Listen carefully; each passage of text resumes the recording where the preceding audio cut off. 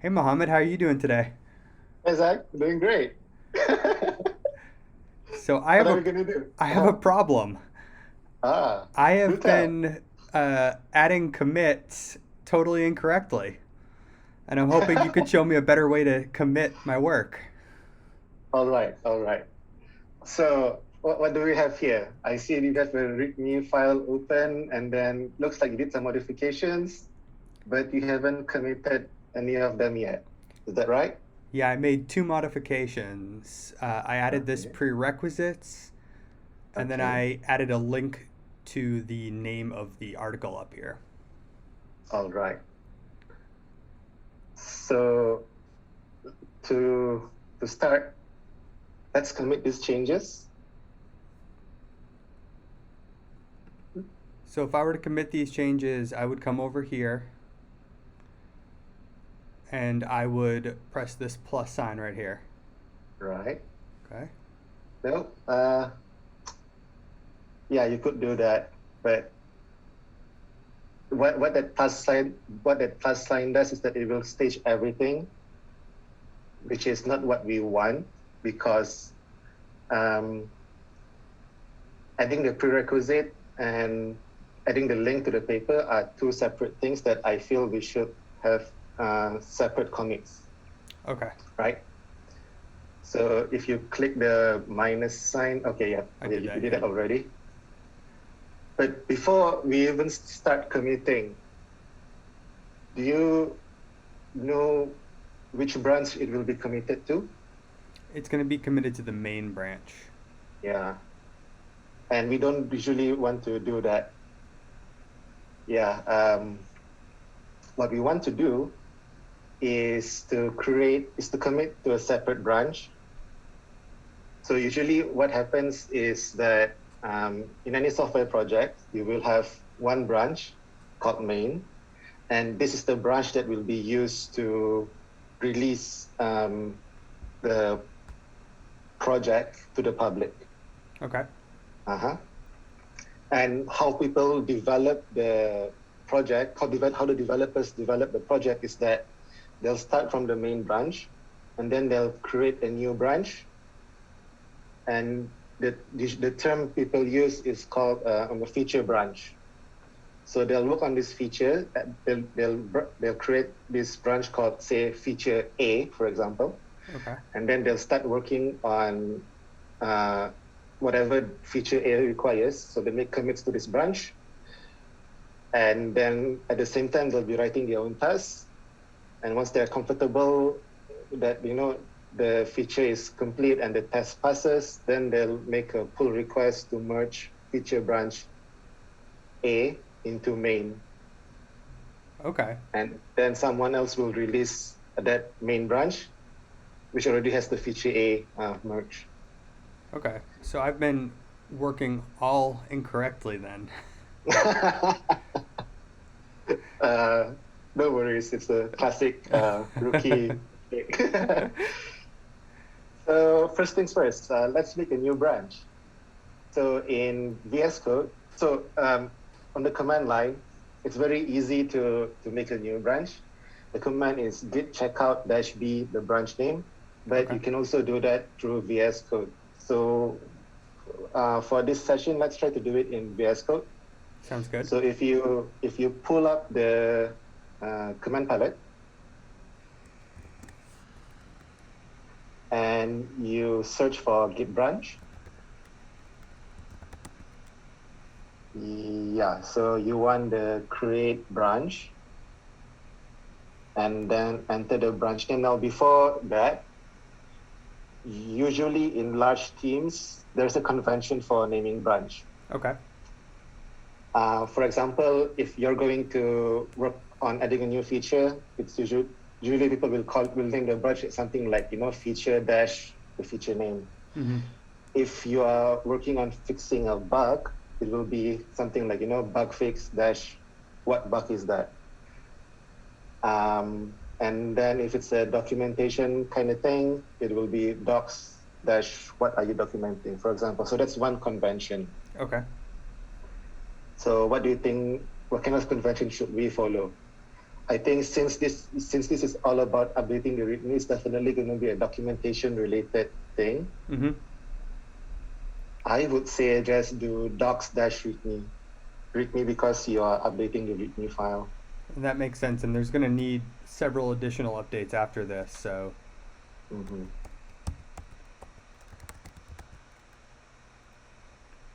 Okay, and then press enter. And if you notice this part of the pane here, it changed from main to docs-README. Down here. Yep, down there. So that's how you can tell what branch you're at in VS Code. Yeah. Okay, so let's get back to committing from the very beginning. So let's close this pane here. So imagine that you've done these edits in this README, and now you are ready to commit. What you would do is you will open the version control pane, right, which we already have here. So yeah, it's called source control. And then you will click on the file that you want to commit. Click it. And then this will open this view. The left is the original one, and the right is the updated one. Red means deleted. Green means addition. Okay. So if we wanted to commit all these two changes, right? We could just click the plus sign here. But for this particular scenario, we don't want to do that because we want to make a separate commit for the one that we added the link to the paper, and another commit for the one where we added the prerequisites, right? Yep. So the way to do that, one way to do that is that you can just highlight line 5. Basically, you highlight this whole chunk here. And then if you right click, you see you have two options, stage selected ranges or unstaged selected ranges. Because right now nothing is staged, so what you want is you want to stage the selected ranges. Okay. So click that. And you see in the stage changes section, there's one change in the README file, and then also in the changes, it's still the same. It's the same file README, but what's different is that if you click this README in the stage changes section, you will see that what gets committed is just that thing we selected earlier, right? Which is just the part where we added the link to the paper. So what we can do now, so since it's already staged, when we click this check mark, it will do the commit. But before we do that, let's add a descriptive message as part of the commit. So you can say something like add hyperlink to article. Yep, and then commit.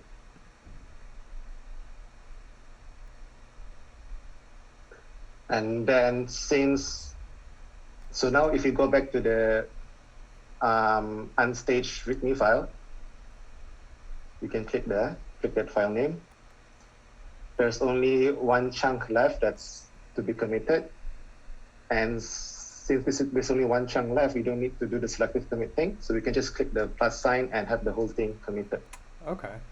Now, what's an advantage of doing it this way with each commit being separate? Okay. So let's say you have added the hyperlink to the paper, right? But you didn't commit it as one single commit. You committed it as part of a larger commit. Say you also, besides adding the hyperlink, you also added a few more documentation stuff. And on top of that, you also added a few more code changes, okay? And then you realize you made a mistake in the hyperlink. Now you could modify it in place, or you could revert the commit. But if you revert the commit, then you revert everything else. So in this particular case, it's okay. Adding a new commit just to say, I fixed a typo in the hyperlink, it's fine. But then you can also imagine a scenario where you added a feature in your project and you committed it as part of 4 other features, okay? In one big commit. So you have one commit has 5 distinct features. Uh-huh. And then later on, say 6 months down the line, you realize that there's a bug and you need to see at what point did you add that feature. So good luck finding that, I mean, you know where it is in the code, but sometimes, that feature, it could be the implementation requires you to modify 6 different files. Mm-hmm. How are you going to find that? if your commit is not descriptive, right? Yeah, so that's the advantage here. So as a rule of thumb, having more commits seems better than fewer, so that they're more modular, if you will. Each commit just changes one thing. Exactly. Okay. Okay, so we have committed the changes in our branch called docs readme. So let's say we are happy with all the changes we made. We're now ready for it to be merged into the main branch. So we could, check out back into the main branch, and then do a git merge, and then push that to the main repo. But yeah, the best practice is to make a pull request to merge your branch, the docs readme, into the main branch. And the reason is to give an opportunity for other people to review your work and critique it. So if necessary. Sorry, I want to ask a quick question. Should I push this to GitHub, these changes first? Not yet. Okay.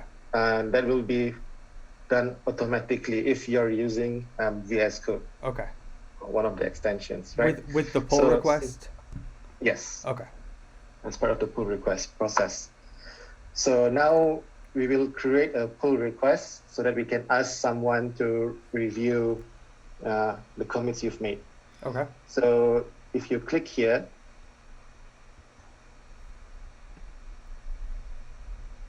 this is not built into GitHub. It's actually part of an extension.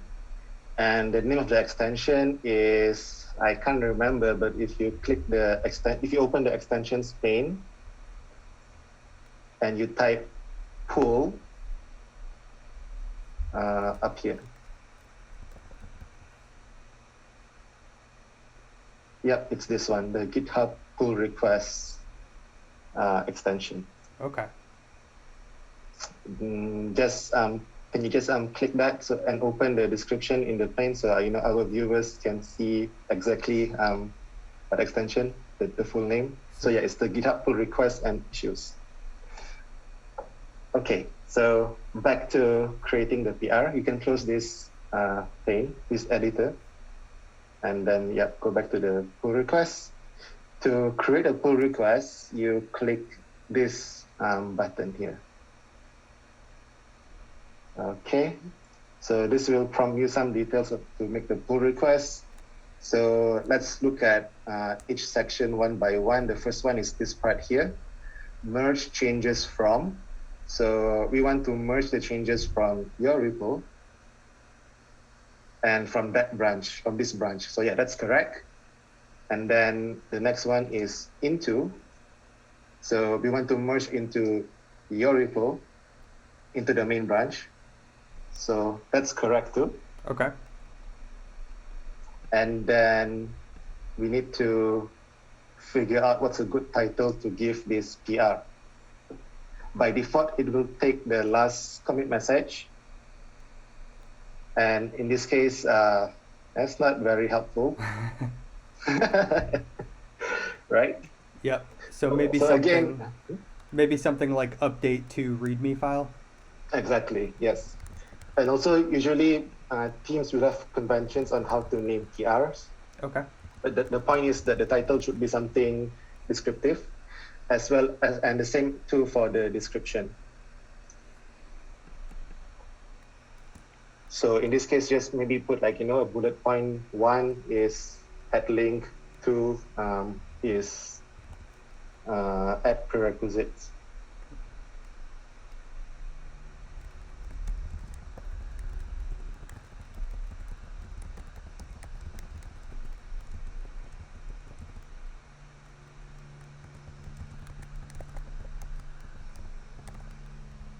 Should probably spell Okay. it right.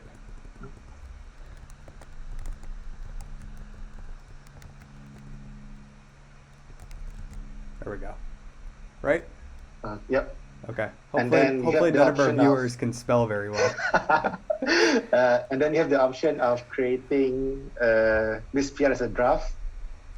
In our case, now you can make it not a draft, so it's going to be a final PR. Okay. And so now we can click the create button, and this will publish your repo, your branch. Sorry. Oops. Yeah. See, publish branch. Okay.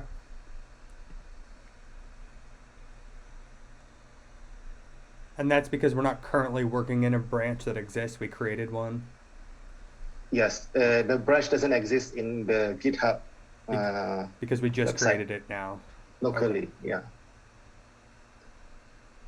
So what has happened is that GitHub will open the PR in the editor Okay. in VS Code, and this is pretty much what you see. You will see in the website, right? Mm-hmm. And if you click this number here, you will be directed to the PR, but on GitHub's website. So that's a neat shortcut. And then you can also at a glance figure out what were the files that were changed in this PR, as well as what were the commits made. And we can see those right here. Yes, so that's another way to look at it. Yeah, so yeah, this is the commits, but from here you can't tell what files were modified, can you? Nope. Yeah, so this pane is super handy. Okay, so at this point, you will ask someone to review your work. Okay. So you can click this plus sign here next to the reviewers line over here. Oh, okay. And Yeah. so I can select you to take on this role, All right. and then just OK. Okay. Yeah. Oh, and there you appear. Yep. So I'm gonna quickly go to that repo and approve the PR. So let me do this real quick. So let's say with the prerequisites. So I see here you listed the prerequisites as VS Code, Docker, and Alpaca account. Uh-huh. It's correct, but I think it would be useful if we also provide the hyperlinks for VS Code and Docker, Good idea. right? So because I'm lazy, and let's say, I'm the boss, right? So I'm not going to do it myself. I'm going to tell you. Please put hyperlinks here. Would you like to provide the name of the lazy boss that you're currently reenacting? Okay, so now I've inserted my comments through the GitHub website, Okay. and you should receive an email notification if you have configured GitHub to notify you. But if you now click refresh, in your in the VS Code here. Yeah, look at that. Okay, so we have a comment from you. And then you can see that you asked to put hyperlinks in these spaces. Right. Okay. So let's see what happens if you click this part, this README here. Does it direct you to the file in VS Code or in the It okay. does. And I can Yeah. see your comments. So you can directly edit here. Okay, so now that I've pasted these in, You can save them and then make another commit.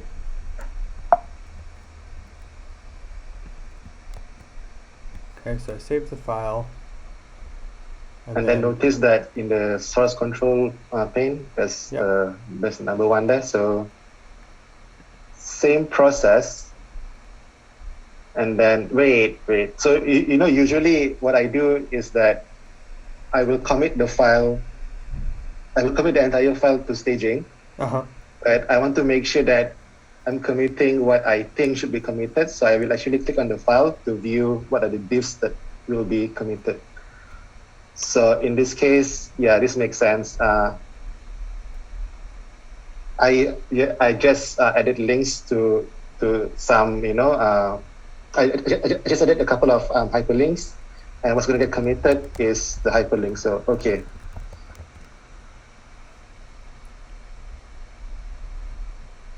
Okay. And press enter. And then what we can do is go back to the PR. Now, if you look at the description, click refresh. If you scroll all the way down, so look at the commits. Your commits aren't to. What we expect to see is that after this section here where I put my comment, there should be your commit there, right? But it's not there. And the reason is because the commit exists in your local machine, but not yet in the GitHub. So what we need to do next is to push our commit to the GitHub repo. Okay. And the way to do it is, I think, we can click here. What does that do? Try clicking refresh. And here. Okay, that didn't work. So the way to do it is to go back to your source control.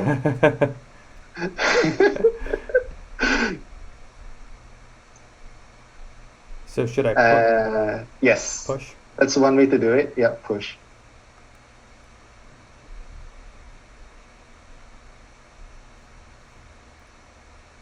And then go back to the PR and refresh. Oh, and there we go. Yep, there we go, right? And then it's also polite to respond to my command. Not edit. I think you can click the reply. Okay. That will, yeah, click this one. Like that, you know, bubble, speech bubble thing. Say done. Oh no, don't close it yet. Done. Then click command. And then now I will go back to the website and approve what the PR you just made. Oh, okay, mark it as resolved. Done. I am going to approve it. Yep, review changes, approve.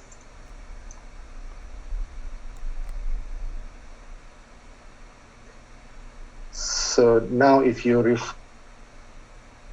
code. Sorry, what's that? Go refresh. Go back up and click the refresh button, yeah. and you scroll down. So you see this message here. I've approved it seconds ago. And then there is no conflict. This branch has no conflict with the base branch. So now you are free to merge this PR into the main branch. So go ahead and click merge pull request. And then create merge commit. And then scroll down. Oh, wait, sorry, not scroll down. So it's been merged already. Okay. And so it's good practice to not have too many branches in your project. So that's why it offers you the option here to delete the branch. So let's delete the branch. And then notice that you have a couple of options there. Do you want to delete the local branch? And do you want to delete the remote branch? We want to do both so that both are clean. So, okay. And once you have merged the branch through this VS Code here, this GitHub pull request extension, what happens is that the main branch in the GitHub repo, meaning the website, already has the changes from your PR.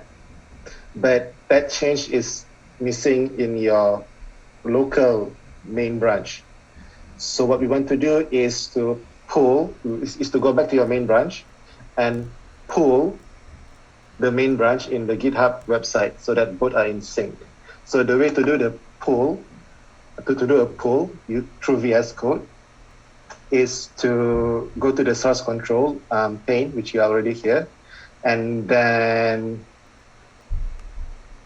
if you I know how to do it by clicking this and then pull. Yeah, so that's one way to do it.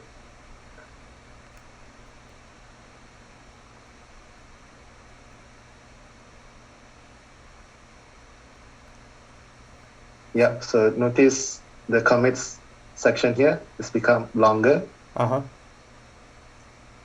And it made sense, right? It's the commits,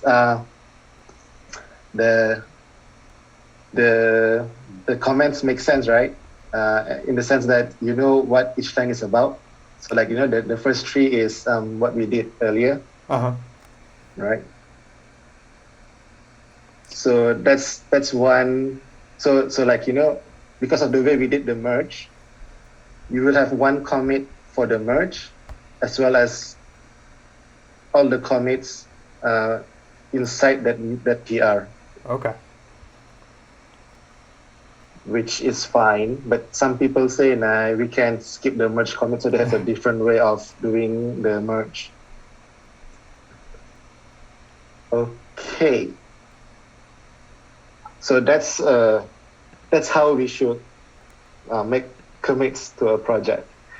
To recap, so when you clone the project or you fork the project, whatever changes you propose to do it on a separate branch. Once you do that, and then as you work on your feature or propose changes, remember to make regular commits. Ideally, each commit should be standalone. But then if it ends up to be a big commit, break it down into smaller chunks. And then once you're ready to merge to the main branch, you make a PR, and then ask someone for a review. And then at that point, you will probably have a discussion with your reviewer. Like in our case, I look at your code and said, hey, you need to put hyperlinks here. And then so you address those questions or suggestions. And each time and that will involve you making commits, and that you make those commits to the same branch. And then you push them again so that your reviewer can see and take the discussion further if necessary. And then eventually your reviewer will approve your changes. And then if there is no conflict with the base branch, you will be able to merge the branch into main yourself. And then once you've merged it, you can delete your branch. Sounds good. Any questions? No, I think this makes sense as a workflow. It's very different from what I was doing. So it was definitely helpful to have a more professional workflow and to better understand why we're doing each step. Mm-hmm. Cool, Zach. Then see you next week.